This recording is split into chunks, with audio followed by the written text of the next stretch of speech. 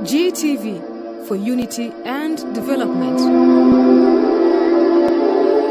Alhamdulillahi Rabbil Alameen. Wassalatu wassalamu ala ashrafil mursalin. Sayyidina wa abibana wa maulana sallallahu alayhi wa ala alihi wa ashabihi wa sallim wa ba'd. يقول الله سبحانه وتعالى في كتاب العزيز بعد بالله من الشيطان الرجيم بسم الله الرحمن الرحيم ولا عصر إن الإنسان لفي خسر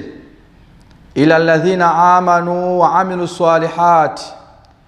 وتواصوا بالحق وتواصوا بالصبر.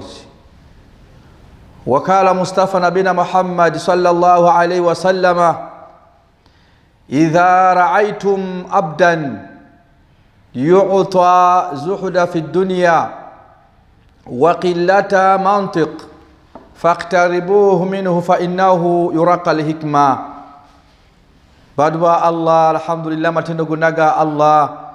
soso kutenderezo wechitiwa Allah subhanahu wa ta'ala jalla jalaluhu oyo Allah subhanahu wa ta'ala abange tulina okubeeranga Allah tumwebaza kubanga wechitiwa Allah subhanahu wa ta'ala buyali yeyogerako yennyini mu suratul mulku yagamba billahi minash shaitanir rajim bismillahir rahmanir rahim yagamba tabaraka alladhi ayawkana Allah subhanahu wa ta'ala biyadihi almulku wa huwa ala kulli shay'in qadir. Buli kimu kyonna ekiri mu nsi muno kyetamanyi Allah subhanahu wa ta'ala yakiinako obuyinza. Oluvannyuma lw'okutendereza Allah subhanahu wa ta'ala nzizaako Nabi Muhammad sallallahu alaihi wasallam. Nabi Muhammad sallallahu alaihi wasallama Allah subhanahu wa ta'ala bwe yatuma nga gwe tumanyi bannabbi bonna 25 ye Nabi Muhammad sallallahu alaihi wasallama. Kyova olaba lumu Nabi Muhammad sallallahu alaihi wasallama bwe yatuukako ewa Allah subhanahu wa ta'ala n'abeera nga Nabi Muhammad yayogerako ne Allah. Nabi Muhammad n'agamba ayi Allah wange, Nabbi Ibrahim wamuwa okubeera nga alhamdulillah Khalil yayogerako naawe ku mountain Sinai, naye ate nze Nabi Muhammad sallama kikyompadde okutuusa Allah subhanahu wa ta'ala bwe yassa essuula ng'etegeeza Nabi Muhammad sallallahu alaihi wasallama. Allah namugamba nti inna a'tainaka al-kawthar, mazima gwe Nabi Muhammad nkuwadde ebintu bingi nnyo. Ekigambo kawthara kitegeeza ebintu ebingi mu lulimi Oluwarabu, kathir, ebintu ebingi. Naye mu bintu ebingi owekitiibwa Allah subhanahu wa ta'ala bye yawa Nabi Muhammad sallallahu alaihi wasallama, Allah n'amuwawuliramu. Allah n'agamba Nabi Muhammad, ebintu byenkuwadde bingi nnyo, naye ate mu bintu byenkuwadde nkwawuliddemu, nkuwadde oluzzi oluyitibwa kawthara. Al-kawthara ng'era bwe tumanyi mu byafaayo lwe luzzi Allah subhanahu wa ta'ala abantu abasiibye omwezi gwa Ramadhaani, abantu abawaddeyo, abantu abayimiridde ne basaalako obudde obw'ekiro,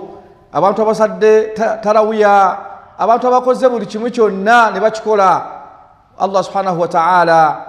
bw'atyo bwe yawa Nabi Muhammad namugamba nti ebintu byenkuwadde bingi, naye mu byenkuwadde mulimu kawthar,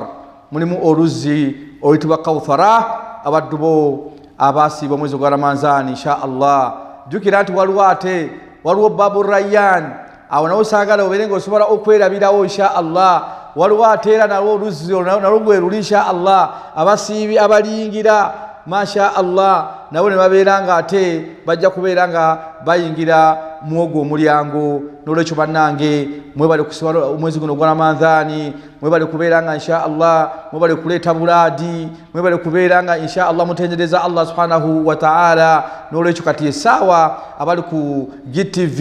okubeera nga tuleeta obulaadi bwaffe mu mbeera zaffe, istighfaaru zaffe,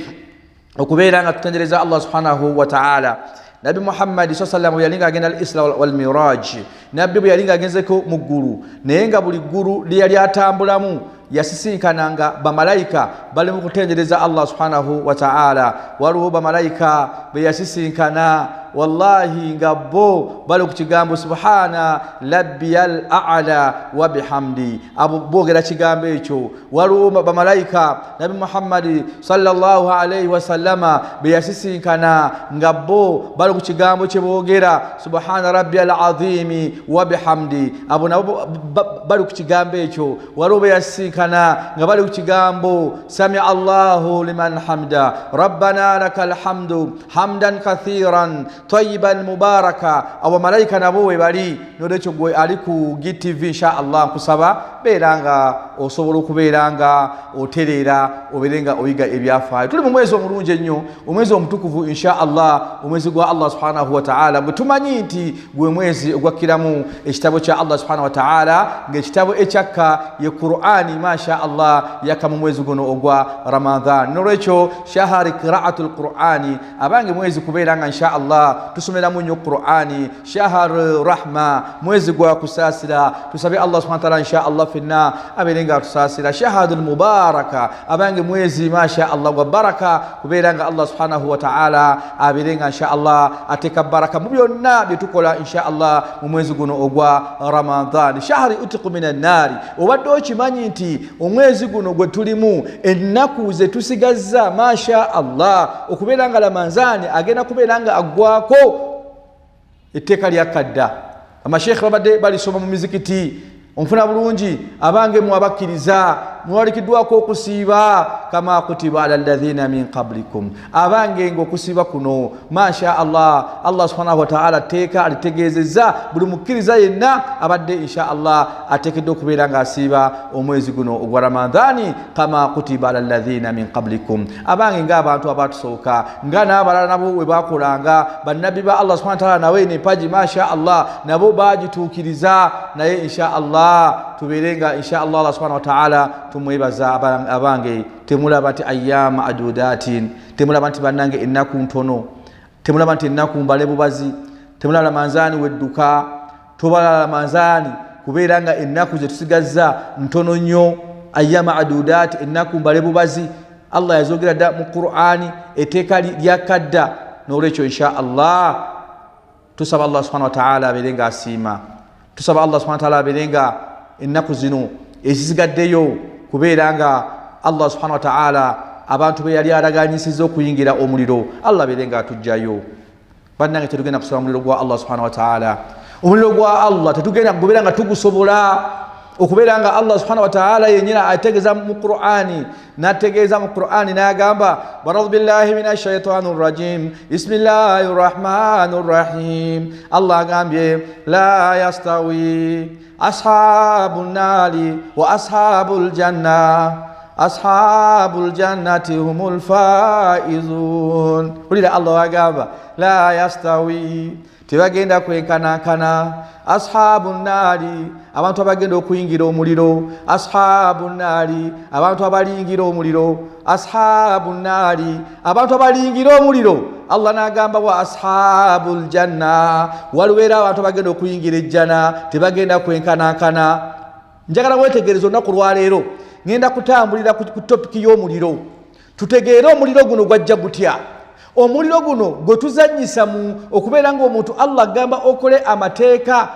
Allah agamba obeerenga osaala toyagala kusaala, Allah agamba obeerenga osaddaaka toyagala kusaddaaka, Allah akugamba obeerenga osiiba toyagala kusiiba, Allah akugamba okole emirimu emirungi ku nsi kuno egyatutondesa wallahi tobifaako. Omuliro gwa Allah tetugenda gusobola. Olwaliro njagadde baduba Allah ku GTV bayanul nar mberenga ngaziwako ku kigambo ekiyitibwa omuliro. Omuliro guyina emiryango nga 7. Onfuna bulungi, naye njagala olwaliro insha Allah tusome ku kigambo muliro. Omuntu bwawulira ekigambo muliro kwegamba alabanga ekintu eky'omuzannyo, naye tetugenda kusobola muliro gwa Allah subhanahu wa ta'ala. Yensonga lwaki obulaadi bwe mulimu mu mwezi guno ogwa Ramadani, istighfar ze mulimu olwaliro nga mutendereza Allah okubeera nga musaba shara la ilaha illallah astaghfirullah nas'aluka aljanna wa na'udhu bika minan nar. Olaba nas'aluka aljanna Allah tukusaba ejjana wa na'udhu bika minan nar Allah tukusaba otuwonye omuliro bwe buladi bwe tulimu nas'aluka aljanna ay Allah tukusaba ejjana wa na'udhu bika minan nar Allah fe tukusaba oberenga otuwe ejjana ne Allah otuwonye omuliro bannanga omuliro tetugenda gusobola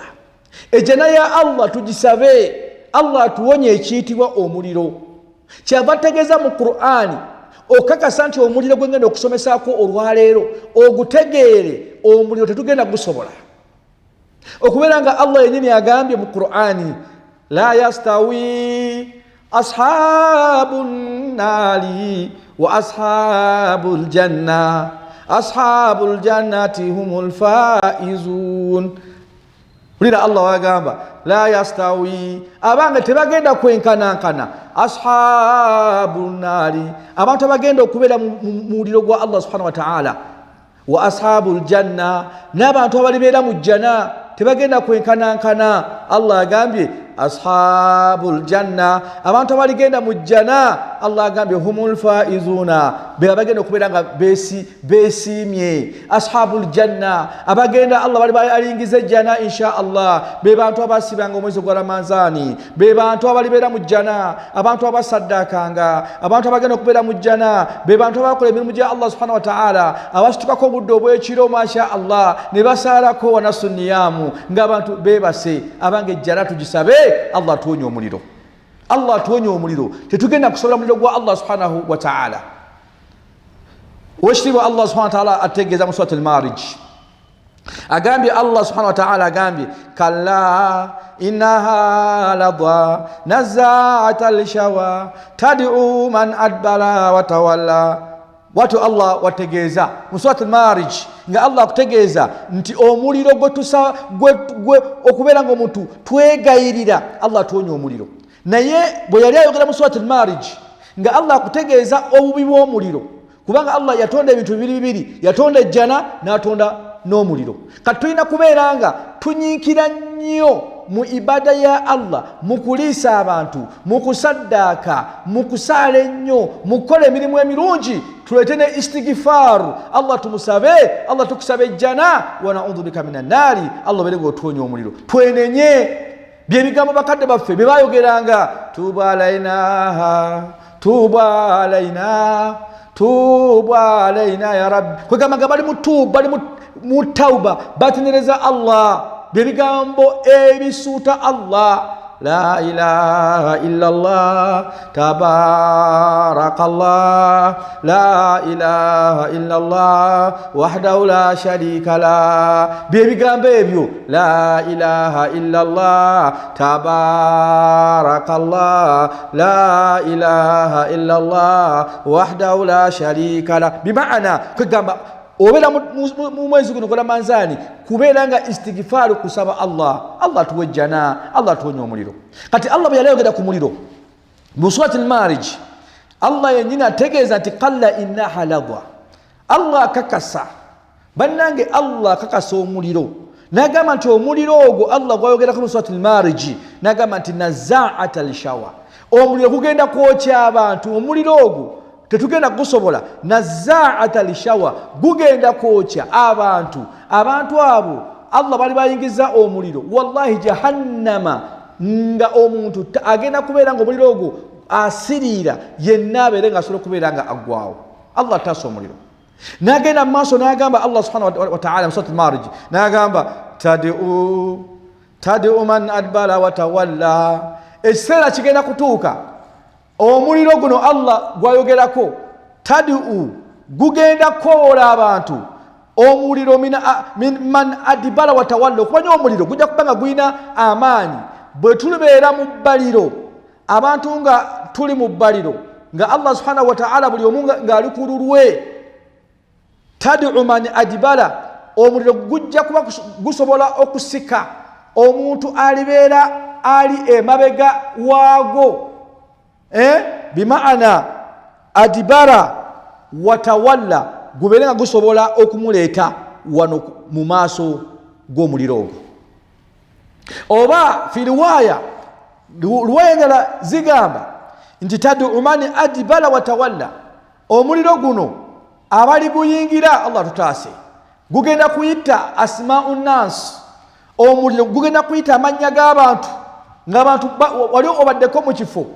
ng'olina ekifo ky'otuuseemu naye nga ekifo ekyo olowooza nti tewali muntu n'omu akumanyi oba oliawo nga bakuyita Sheikh Udaba ogamba ani ampita n'otuuka e Masaka oba otambula booti n'osanga omuntu wakuyita Udaba oba oliawo kwegamba tad'u man adbala watawalla omuliro guno gugenda kuyita asma'un nas gugenda kuyita amanya g'abantu ng'otegeera ekigambo omuliro gukuyite erinnya lyo omanyi kyekitegeeza ya Mustafa ya Muhammad Allahu akbar ya Khalid oba ya Fatuma ya Madina ya Amina omuliro guno tetugenda gusobola Allah tegeeza nti nazaata lishawa omuliro guno wallahi gocha okwocha omuntu nawuliranga gumutuuse mukwocha gwako naye ategeeza tad'u man adbala watawalla gulisikayo abantu abali bagwebalamye oba oliwa oli saidi bange bado ligenda kubeera ddene oba sekyo tad'u man adbala watawalla omuliro gwena kuyita amanya g'abantu abali guyingira omuliro gutandika okuyita amanya g'abantu owange Mustafa owange Muhammadi owange Maimuna wa na'udhu billahi min dhalika abange tusabe mwezi guno gugenda Allah tumwegayirire Allah belenga atuonye omuliro Nabina Muhammad sallallahu alaihi wasallam bwe yali atutendera ekiyitibwa omuliro yagamba nti inna allaha mazima Allah khalaqa an-nara Allah bwe yali akola ekiyitibwa omuliro yagukuma omuliro abantu abali guyingira yagukuma kumpi emyaka 10 ngebi myaka 10 nga 3 ofuna bulungi nga omuliro ogwo okutuusa Nabi Muhammad sallallahu bwe yagamba Jibrilu n'abeeranga sifaati Jibrilu bwe yali atenda omuliro guno ng'agutendera Nabi Muhammad sallallahu alaihi wasallama Allah okubeeranga gwakumibwa okumala omulundi ogwasooka Allahu akbar awqadu 1000 am ne babeeranga omuliro guno bagukuma okumala emyaka nga 1000 bwe gwatuka mu myaka 1000 nga Allah maze okubeeranga agukumye bwe gyatuka emyaka 1000 hatta hamlat okutuusa omuliro ogwo bwe gwatuka nga omuliro ogwo gwengeredde myaka 1000 ne guva mu myaka 1000 thumma oluvannyuma awqaduha Allah naddamu n'abeeranga omuliro ogwo era ne gukumibwa alfu am ne gukumibwa era emyaka emirala myaka 1000 subhana malik kudus hatta bayda okutuusa omuliro ogwo bwe gwatuka nga mweru thumma era oluvannyuma ne baddamu ne bakuma omuliro awqaduha era omuliro ogwo ne gukumibwa alfu aman era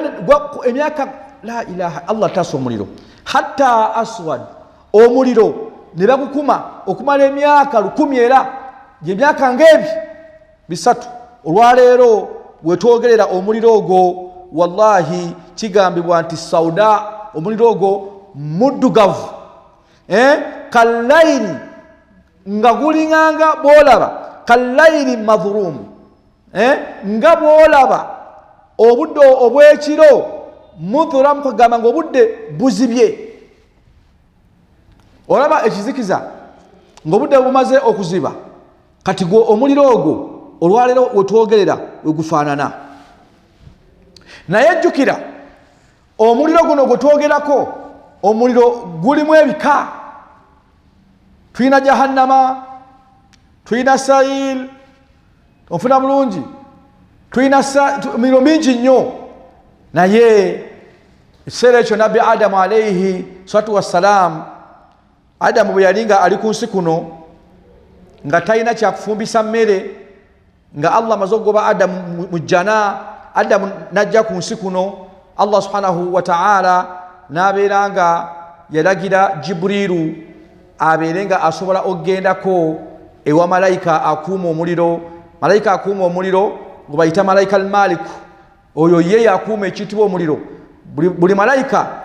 Allah subhanahu wa ta'ala yamukwasa department ye, buli malaika Allah yamuwa omulimu gwe gwakola. Bamalaika ba Allah la ya'suna Allah, tebajemera Allah bamalaika ba Allah, wa yaf'aluna ma yu'maruna, bamalaika bakola ebyo Allah subhanahu wa ta'ala byabalagira.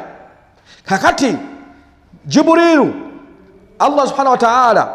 yamutuma ewa malaika akuma omuliro. Ofuna bulungi okutuusa arsala Jibrailu, okutuusa Jibrailu we bamutuma ila Maliku eri malaika akuma omuliro. Nga Jibrilu ekimutute ewa malaika akuma omuliro, nga malaika oyo akuma omuliro aberenga bi anna ya'khudhu juz'i minan nar, akwateyo ekitundutundu eky'omuliro aberenga akiwa Jibrilu omuliro ogwo agulete ku nsi kuno, Adamu aberenga afumba emmere. Kyenyagademu kiki? Omuliro gwa Allah tugenda gusobola. Kati njagala nkulage omuliro guno gwava gutya mu ggulu ne gutuuka mu nsi muno olwaleero, entambula yago insha Allah. Fayati Adamu, okutuusa Jibrilu we yagenda ewa malaika akuma omuliro ayitibwa malaika Maliku. Jibrilu n'amugamba nti Allah ntumye oberenga ompaayo ku muliro, mberenga ngutwalira Adamu ali ku nsi hatta yatba'u bihi ta'am, Adamu aberenga asobola okufumbisa emmere ku nsi. Ekiseera ekyo faqala al-Maliku, gwali ku GTV njagala lwaleero owulize ekyafayo kino, malaika akuuma omuliro ye yamanyi ekiyitibwa omuliro ogwo, engeri gye gwokyamu, engeri gye guzitowamu, engeri omuliro ogwo Allah engeri gye yagukuma, nga bwenze nkulaga emyaka egyasooka n'agukuma omuliro ogwo ne gubeera gwa kalandala, n'addamu n'agukuma ne gufuuka omweru, n'addamu n'agukuma ne gufuuka omuddugavu. Era olwaleero omuliro omuddugavu nga bolaba obudde nga bukoze butya, nga buzibye. Kati okutuusa Maliku bwe yabuuza Jibrilu n'amugamba nti fakala al-Maliku, Maliku yagamba Jibrilu, ya Jibrilu kam turidu minan nar au kam miqdar, obadde oyagala nkuwe ekigero ki? Ulirize ekyafayo kino, malaika akuuma omuliro Maliku, Jibrilu bwe yagendayo okukima omuliro abeerenga Jibrilu omuliro ogwo agujjayo eri aguleetere Adamu. Kati malaika ono akuuma omuliro yabuuza Jibrilu, ya Jibrilu wange Jibrilu, kam turidu, oyagala kam miqdar, oyagala kigero ki kyemba nkuwa eky'omuliro obeerenga okitwalira Adamu ku nsi, Adamu abeerenga afumba emmere. Faqala Allahu akbar, faqala Jibrilu yaddamu ebigambo bino n'agamba malaika al-Maliku, n'agamba nti uridu minha miqdaru tamra, mbadde ulira Jibrilu agamba timbadde nkusaba omuliro gw'obompa nga miqdaru, ng'omuliro ogwo kwegamba miqdaru tamra nga gwenkanankana ekigero ky'omuliro ogwo gwogenda okumpa. Miqdaru tamra, tamra kitegeeza olubatu olw'entende, tamra ze zitibwa entende.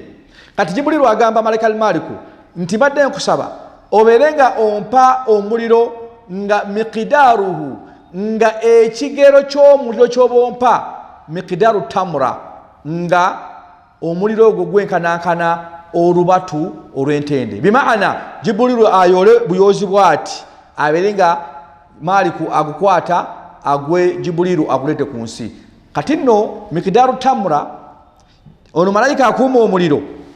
yamanyi omuliro gwe nti muzibu. Malaika agamba Jibrilu, owanga Jibrilu, law atwaituka miqdaru tamra, singa nkuwa ekigero ekyenkanankana olubatu olw'entende, ng'omuliro gwenkuwadde gwenkanankana tamura, nenguyoola bwe nti Allahu akbar, nengukuwa okutwalire Adamu ku nsi afumbe emmere. Jibrilu amanyi, Jibrilu yeewunya nnyo ng'alaba olubatu lwe yali asabye, omuliro gwali mungi. agotire Adamu aberenga afumba emmere. Ono akuuma omuliro agumanyi n'amugamba law a'taytuka miqdaru tamura, singa nkuwa olubatu olwenkanankana nga bw'olaba olubatu lw'entende ng'omuliro gwenkuwadde nga omuliro gwo gwenkanankana olubatu lwange. Maliku agamba Jibuliru lazabatu samawati, bannange lazabatu samawati sab'a wa ardhina sab'a, ensi yonna lazabatu samawati, ebintu ebiri mu ggulu, wal ardhi, n'ebintu ebiri mu nsi muno, razabatu bigenda kusaanuuka olw'amaanyi g'omuliro gonsabye. Subhana mali kudus, gomanyi eggulu okubeera nga Adamu bamuleetera omuliro afumbe ku nsi, naye omuliro okujja kwagwo baguleete ku nsi, Adamu afumbe emmere, laba emitendera gye gwayitamu. Malayika yennyini agukuuma amugamba nti bwenkuwa olubatu lw'omuliro, wallahi lazabatu samawati wal ardhi, ebintu ebiri mu ggulu n'ebiri mu nsi byonna bigenda kusaanuuka. Wa na'udhu billahi min dhalik. Bannange Allah tuwonye omuliro, tetugenda gusobola. Omanye ebintu ebiri waggulu awo, omanye ebintu ebiri waggulu awo wokka. Razabati samawati, eggulu okusaanuuka obusaanuusi olw'amaanyi g'omuliro, olw'obuzito bw'omuliro, okutuusa Jibuliru naye yennyini byamusobera ng'omuliro gwasabye alaba omuliro mungi nnyo okutuusa Jibuliru we yagamba Malaika al-Maliku akuma omuliro. Wulira Jibuliru agamba Malaika al-Maliku, amugamba kale beera nga ompa nisfuha. Allahu akbar. Jibuliru agamba mu kifo ky'okumpa olubatu ndutwalire Adamu ku nsi afumbe omuliro, mpa nisfuha, bimaana nisfuha aberenga amuwa ekitundutundu. Allahu akbar, la ilaha illa Allah, Allahu akbar, Allahu akbar, walillahi alhamdu. Twekingirize Allah tuwonye jahannam, Allah tuwonye omuliro. Jibuliru agamba Maliku akuma omuliro nti kale bwe lubanga olubatu lwe mbadde nkusabye lusobola razabatu samawati, eggulu lijja kusaanuuka, saba n'ebintu byonna ebiri mu nsi muno bijja kuggwaawo olw'olubatu. Jibuliru agamba Maliku kale toolako mu kifo ky'olubatu beera nga ompa nisfuha. Nisfuha ekyandibadde olubatu kale amuwa ekitundutundu. Ilahi. Fakala Maliku, ono Malaika Maliku akuma omuliro agumanyi, yagamba Jibuliru n'amugamba nti law a'taytuka ma turidu au law a'taytuka miqdaru au law a'taytuka nisfuha. Mafhum? Law a'taytuka nisfuha, singa nkuwa ekitundutundu ky'omuliro nga kyenkuwadde. Allahu akbar, la ilaha, Allah tuwonye omuliro.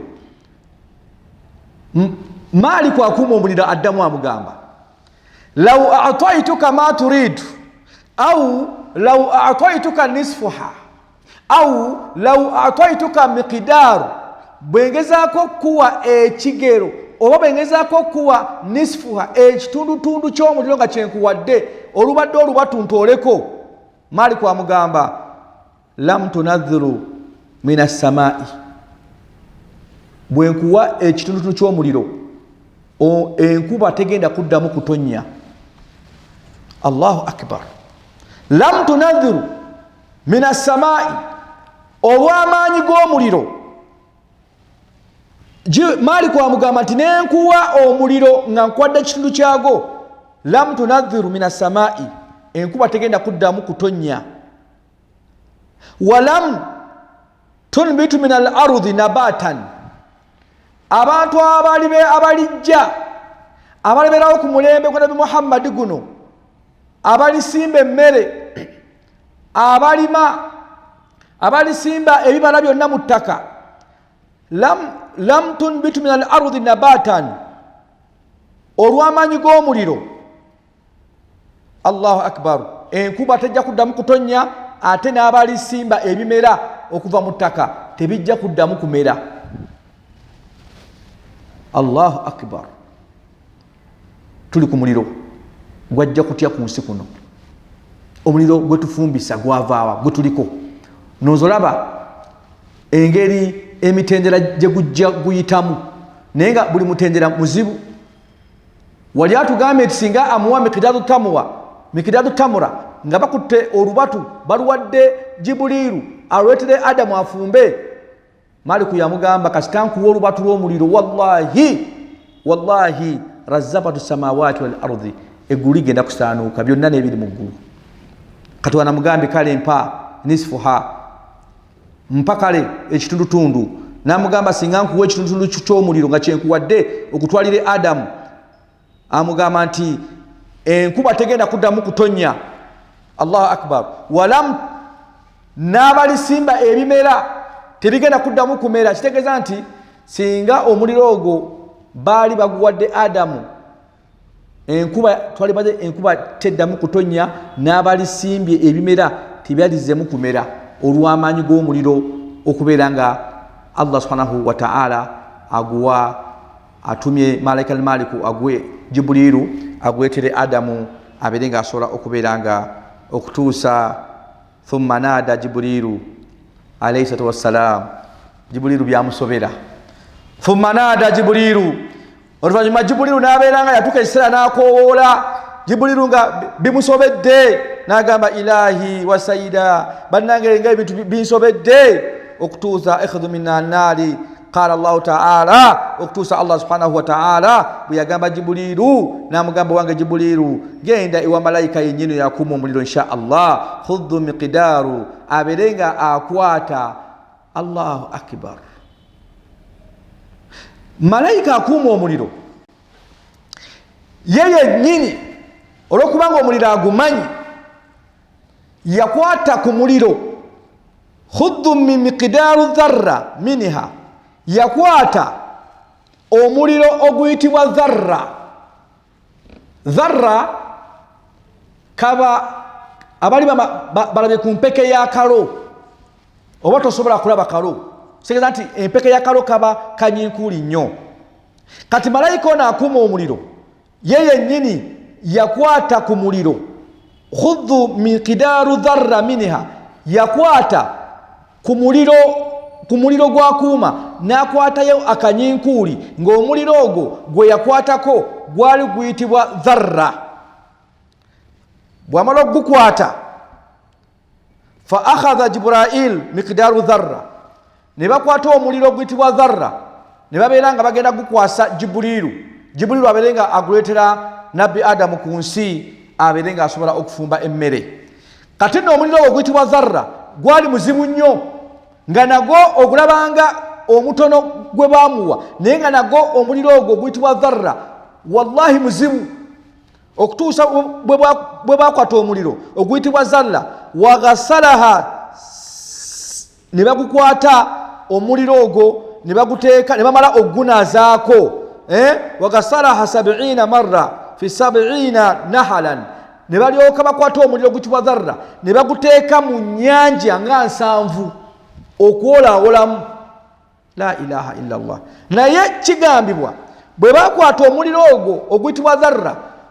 wagasalaha, ne balyoka baguteekako mu nnyanja 7, bwe baguteekamu nga kalirako katono nnyo bwe kati kanyinkuli, kigambibwa nti Allahu akbar, okutuusa omuliro ogwo ennyanja zonna bwe zaatokota bwe ziti. Tuli ku dharra, muliro nga gulese tabbu. Thumma jaa ila Adamu alayhi salatu wassalam, olwo nga bamaze okuteeka mu nnyanja 7 omuliro gusooke gwolewolemu, olwo Adamu asooke atandike ogufumbisa emmere. Bwe bamala okujja mu nnyanja 7, olw'okuba nti omuliro gwali guyina amaanyi, gwali guyina obuzito, nga nagwo omuliro gwegamba gufuuse gwa tabbu, okutuusa omuliro ogwo fawadaaha ala jabar, ne bakwata omuliro ogwo ne baguteekako, fawadaaha, ne baguteekako ala jabar, ne baguteeka ku gundi ku nsozi, ensozi ziri ez'amaanyi. volcan mountains zowulira ezo omuliro ogwo oguyitibwa dharra basobola kuteeka mu nnyanja nsanvu zonna ennyanja ensanvu shahiqa ne zitokota ne basooka bagujjamu nga guwozeewozeemu ne balyoka fawadaaha ne balyoka baguteeka ala jabar ku nsozi shahiqa ensozi zonna ne zitandika okubeera nga zasaanuuka la ilaha illa allah muhammada rasulullah kigambibwa omuliro ogwo bamala oguteeka ku nsozi ne zisaanuuka ono malayika maliku akuma omuliro yagenda okulaba ng'omuliro guno gulese tabbu oguyitibwa dharra ensozi zitandise okusaanuuka ennyanja zatokose subhanallah okutuusa malayika maliku akuma omuliro agenda okulaba ng'omuliro dharra gulese tabbu ng'alaba mu nnyanja gye bagusoosezza gwolewoleko zatokose ne bagujja mu nnyanja ne baguteekako fawadaaha ala jabar ne baguteeka ku nsozi zonna ensozi ne zitandika okubeera nga shahiika zitokota okutuusa maliku bwe yakwata omuliro guyitibwa dharra nga gulese tabbu abeere ng'aguzzaayo mu kifo kyagwo wabaqiya dukhanuha kati omuliro guno oguyitibwa dharra kwavaako dukhan kwavaako ekiyitibwa omukka kati omukka ogwava ku muliro oguli origino kati omukka guno dukhanuha ne guyingira fi hadidi omukka ne guyingira mu byuma dukhanuha omukka ogwo ne guyingira fi ala jabar ne guyingirako ne mu nsozi omukka ogwo ne guyingira ala ashjar omukka ogwo ne guyingirako ne mu mayinja fi dukhanuha omukka ogwo ne gusigalawo ne guyingira mu miti ne guyingira mu mayinja wabaqiya fi dukhani omukka gwe gwasigala ku nsi kuno era omukka gwe tufumbisa omuliro oguyitibwa dharra oligino farajaa fi makanihi omuliro oligino gwennyini gwazzibwayo mu kifo kyagwo jibuli malayika maliku naguzzaayo era omuliro ne baguzzaayo oligino nga omuliro oligino ogwo oguyitibwa dharra gwali gulese tabbu okutuusa maliku we yaguzzaayo ne tusigaza ekiyitibwa omukka era gwe tufumbisa kati oligino gw'omuliro gwazzibwayo allati tilka dharra gena mu surati al-baqara allah aberenga akunnyonnyola dharra surati al-baqara 175 byenjogerako udabo obitegeere kitegeeza tusaba allah subhanahu wa ta'ala aberenga atuwonya bannanga omuliro tetugenda kusobola omuliro gwa allah subhanahu wa ta'ala tetugenda kugusobola esaawa etuuka omuliro guli bamaze okuguzzaayo oligino tusigazza omuliro guyitibwa dharra naye nga dharra kwe kuva omukka era gwandaba ku GTV olwaleero wenjogerera tufumbisa mukka gwe tufumbisa bwe tuba nga mukka gwe tufumbisa ddala nga omuliro oguli origino gwazzibwayo mu kifo kyagwo guyitibwa mu kifo kyagwo wallahi omuliro gwa allah subhanahu wa ta'ala tetugenda kugusobola baddu ba allah wa naudhu billahi min dhalika era kyova olaba omukka gwayingira mu nnyanja kyova olaba olwaleero amasanyalaze omuntu oyinza okwebuuza sa amasanyalaze gavaawa amasanyalaze gava muki amasanyalaze gavira ddala mu mazzi olw'omukka guli ogwali gulese tabbu ogwatandika okwokya omuliro guli omukka ne guyingira mu nnyanja era kyova olaba amasanyalaze era ndowooza olaba gavira ddala amasanyalaze mu mazzi naye ng'omuliro gwayingira dda mu mazzi dukhanuha omuliro guli oguyitibwa dharra kwavaako omukka dukhan omukka ogwo ne guyingira ashjar omukka ne guyingira mu miti era olwaleero omuntu ayinza okwebuuza lwaki omuntu edda nga olwaleero bwe tulina ebibiriiti egyo gyonna gyonna emiti nga bw'ogiraba gijjudde muliro oluvaawo ng'omuntu otenda muzungu ti omuzungu bannaye mugezi nnyo naye nga wallahi laba Allah engeri gyajja atambuzaamu omuliro ngeri gye gwatambulamu omukka guli ne guyingira mu nnyanja omukka guli ne guyingira mu miti era tegwakoma mu miti gyokka wabaqiya dukhan omukka ogwo ne guyingira mu hadid mu byuma nzamula abantu abawokya holding omukka ne guyingira mu mayinja era bw'okuba ejjinja booti osobola okulaba nga muvaamu omuliro naffe ffennyini abantu muliro funako time okole ku friction booti friction okute zino engalo zo okute nnyo ogenda kuwulira nga owulira engalo zikola ki engalo zookya ntegeeza ki omuliro gwa Allah tetugenda gusobola bwe guti omuliro bwe gwajja ne gutuuka ewa nabbi wa Allah ayitibwa Adamu abeere nga afumba emmere naye ng'olaba emitendera gyago tetugenda wallahi gusobola omuliro gwa Allah subhanahu wa ta'ala n'olwekyo mbakubiriza baddu ba Allah subhanahu wa ta'ala abakyatwaliriza empagi ya Allah subhanahu wa ta'ala mu mwezi guno gwa Ramadhani tubeere nga insha Allah tunyiikira nnyo okuleeta obulaadi tunyiikira nnyo okusaddaaka tunyiikira nnyo okuliisa abantu emmere tunyiikira nnyo okubeera nga insha Allah tuleeta istigifaaru olw'ensonga nti insha Allah ebbanga tetunaamala nga tuleeta istigifaaru twegayira Allah subhanahu wa ta'ala Allah agenda kuba nga taasa ekiyitibwa omuliro Allah ajja kuba nga taasa omuliro gwe kuba bannange tetugenda kusobola omuliro gwa Allah subhanahu wa ta'ala lyetteeka lyentandise nalyo Allah subhanahu wa ta'ala wategeeza n'agamba la yastawi ashabu nnaari wa ashabu ljanna ashabu ljannati humul faizun abange tebagenda kwenkanankana abantu abagenda okubeera mu jjana n'abantu abagenda kubeera mu muliro bannange omuliro gwa Allah subhanahu wa ta'ala tetugenda gusobola n'olwekyo njagadde olwaleero topiki yaffe mbeere nga topiki yaffe ntambulira ku kigambo muliro omuliro ogwo gwajja gutya nga bwe nkutegeezezza kati ebintu byonna ebisinga byonna ojja genda okukola risaaki ebintu byonna ebisinga byonna bijjudde muliro kati ate saagala weerabire ti omuliro gwe tukozesa olwaleero tukozesa omuliro naye nga tukozesa mukka naye nga omuliro guyitibwa dharra guli origino omuliro ogwo gwazzibwayo mu kifo ekyo malayika Maliku akuuma omuliro kye yakuteeka so kyova olaba nti insha Allah ennaku ezisembayo 10 tuzimanye bulungi nnyo ti Allah subhanahu wa ta'ala abeera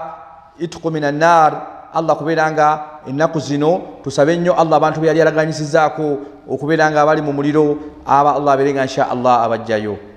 kyafawo kimu falamma khulqa al adam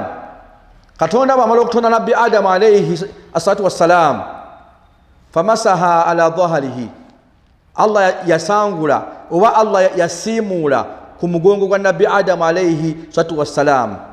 Allah bw'asiimulako bw'ati fastakhraja dhurriya n'abeera nga Allah yajjako ekiyitibwa emyoyo Allah n'akwata emyoyo ng'amaze okugijja ku Adamu Allah n'agamba nti bano bamuliro thumma oluvannyuma masaha naddamu Allah subhanahu wa ta'ala n'asiimuula ala dhahrihi n'asiimuula ku mugongo gwa nabbi Adamu fastakhraja dhurriya n'abeera nga Allah ajjakera ekiyitibwa emyoyo n'abeera nga akwata emyoyo emirala n'agamba bano bamujjana bano bamuliro ekitegeeza omuliro guno gwensomesezzaako wali abantu Allah subhanahu wa ta'ala be yawandiikako emyaka n'emyaka ti bano bagenda kubeera mu jjana waliwo abantu Allah subhanahu wa ta'ala be yawandiikako emyaka n'emyaka nti bano bagenda kubeera mu muliro kakati ffenna nga bw'otulaba mu nsi tewali amanyi mwoyo gwe Allah subhanahu wa ta'ala oba idha yaguteeka mu muliro oba omwoyo gwaffe Allah yaguteeka mu jjana era kyova olaba falamma khulqa ruuhu katonda bw'amala okutonda ekiyitibwa emyoyo gye gyasooka okutondebwa Allah n'abeera nga akwata emyoyo n'agibuuza Allah n'agamba emyoyo nti man anta njagala onnyonnyole gwani atebeera ng'ombuulira nzaani. Kiringa bw'onookwata omwana wo n'omuteekaawo n'ogamba mwana gwe gwani, mwana gwe ate nze nzaani, nga gwe taata kyonoonya omwana akugambe nti gwe taata wange, omwana akugambe nti gwe taata, omwana agambe nti taata gwanzaala. Ne Katonda yakwata emyoyo ng'amaze okubeera ng'amaze ogitonda, Allah n'ateeka emyoyo mu maaso n'agitesitinga, n'agibuuza myoyo mmwe baani ate nze nzaani. Emyoyo gyagamba Allah anta gwe ye gwe, emyoyo ne gigamba nti ana wa ana ffe. Allah n'akwata omwoyo n'agubonereza n'aguteeka mu muliro okumala emyaka 100. Bwe gyawala emyaka 100, subhana mali kudus, Allah subhanahu wa ta'ala n'alyoka ajjayo emyoyo n'addamu era n'agiteeka mu maaso ge. Allah n'addamu n'abuuza omwoyo, n'agubuuza man anta gwani ate nzaani. Omwoyo gwagamba Allah subhanahu wa ta'ala anta gwe ye gwe, wa ana nze yenze. Wulira omwoyo Allah agubuuza. Byonna bigenda okujja ku nsi kuno gwandaba ku GTV nga byonna byaggwa dda. Omwoyo gwagaana nga Allah kyayagala omwoyo gukakase nti Allah yagutonda, naye omuliro ne gusoka omwoyo ne gusoka gugaana ne gujeema. Allah n'agubuuza nti nyinyonnyola nzaani. Allahu akbar. Omwoyo gwagaana ne gugamba nti anta yegwe ana nze yenze. Allah okutuusa bwe yakwata omwoyo, Allahu akbar, n'aguteeka mu naari ju'i. Allah n'akwata omwoyo n'aguteeka mu muliro gw'enjala, ne gumalayo emyaka gye gwamalayo. Subhana mali kudus. Emyaka bwe gyaggwako nga Allah omuliro nga omwoyo agutadde mu naari ju'i, gwe muliro Allah gwe yateeka emyoyo gyaffe nga enjala Allah n'alyoka alumya omwoyo enjala okumala emyaka nga 10, nga wallahi omwoyo guli omwo. Tuse ebbanga we yaggwako, Allah n'akwata omwoyo n'alyoka agugjayo n'aguteeka mu maaso. Allah n'alyoka abuuza omwoyo nti kakati nnyonnyola mwoyo gwe nzaani ate gwe gwani. Omwoyo kasita gwalumwa ku njala, kitegeeza nti omuntu ku nsi kuno okumusobola, omuntu ku nsi okuddamu amagezi, omuntu ku nsi okubeera nga ategeera Katonda, osooka kumununyamu njala n'alyoka ategeera. Omwoyo ne gusooka gugamba Allah anta rabbu, ayi Katonda gwe Katonda wange, wa ana abdu ate nze ndi muddu wo. Awo wennyini Katonda n'ayingizaawo omwezi guno ogwa Ramadhaani gwe tulimu, gwe tusiiba, nti abagagga abatulaba essaawa zino, waliwo omuntu watuka mu mbeera ng'ali mu nsi muno, omuntu enjala ng'emuluma naye nga omugagga tasobola kutegeera nti enjala emanyi okuluma. Omuntu essaawa n'etuuka, omuntu n'agamba talina kye yalidde, olw'okubanga gwe Allah akuwadde ssente gwolowooza nti we walidde, noono yalidde. Allah n'alyoka aleeta lamanzaani, n'alyoka aleeta lamanzaani ono gwe tulimu. Naawe kennyini abadde alowooza nti enjala teruma, olyoka osiibeko otegeere. Allahu akbar. Abantu bonna, si yonna kati yasiibye, ensi yonna nzikakkamu. Allahu akbar. Abantu bonna mutawaddu, bonna kugamba bali bali muaddab, abantu bonna balina empisa wa kusiiba. Kitegeeza nti omwoyo bamala gulumisaako njala. Kitegeeza nti omuntu yenna okutegeera nti mazima Allah wa amaanyi, Allah asooka kulumisa mwoyo njala gye bayita naaru ju'i, okutuusa omwoyo Allah bwe yagujjayo n'alyoka agubuuza baddu ba Allah kwe kuyingizawo shahadul mubaraka omwezi guno gwe mukisa shahrur rahma omwezi guno Allah subhanahu wa ta'ala gwa kusasira shahrul maghfira abantu bonna balaba bali mu nsi masha Allah bonna basibye tovola Allah subhanahu wa ta'ala yatuka yinyi n'agamba nti qul ibnu adam buli mwana adamu yenna omulimu gonna mwana adamu gwakola guba gugwe ne Allah subhanahu wa ta'ala yatuka n'agamba nti as-sawmu li bannange okusiba kwange bannange Allah yamanyi empeera y'omusibi Allah yinyi n'agamba nti wa ana ajiz bihi abange nze Allah wammwe nze asasula omusibi bamalayika bonna bakwasibwa emirimu naye Ramadhani yo bwetuuka Allah agamba nti as-sawmu li abange baddu bange temutya okusiba kwange wa ana ajiz bihi abange nze asasula omuntu asibye bannange temulaba nti tuli mu mwezi omulungi abantu bonna kati alhamdulillah abagagga bonna baguddewo amayumba gaabwe abagagga bonna baguddewo geeti zaabwe abagagga bonna baguddewo amayumba gaabwe lwaki kubanga omwezi alhamdulillah shahali mwezi guno gwayingiddewo gwa Ramadhani kubanga Allah subhanahu wa ta'ala yassaamu ekisa kye Allah yassaamu omukisa mwezi guno ogwa Ramadhani abali ku GTV twagale nnyo Allah waffe subhanahu wa ta'ala enaku zino ezisigadde tunyikire nnyo tusabe nnyo Allah subhanahu wa ta'ala tumusabe Allah aberenga insha Allah atwanukula Ramadhani kadi intaha Ramadhani agenda kugwako Ramadhani aweddewo saba Allah mugambe Allah nkusaba unduse mu mwaka ogujja enaku ze tulimu zino zennyini fiha yufraku kullu amrul hakim Allah agenda kusalawo Allah lwasalawo Allah lwagenda okubeeranga omwezi guno Qur'ani muyakira hukumullah Allah lwasalawo ala ashiyai eri ebitonde ebyo byonna ebiri mu nsi abagenda okugaggawala abagenda okwavuwala abagenda okufa abagenda okufuna accidenti abagenda okuzimba abagenda okugula emmotoka abagenda byonna zino ennaku ze tuli mu nzito webakaki mu zino ennaku gwandaba ku GTV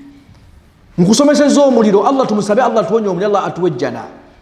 kati yesawa eyokwegayira Allah subhanahu wa ta'ala kubaka twetwogera Allah ali ku sama'ud dunya ali ku gwensokera ddala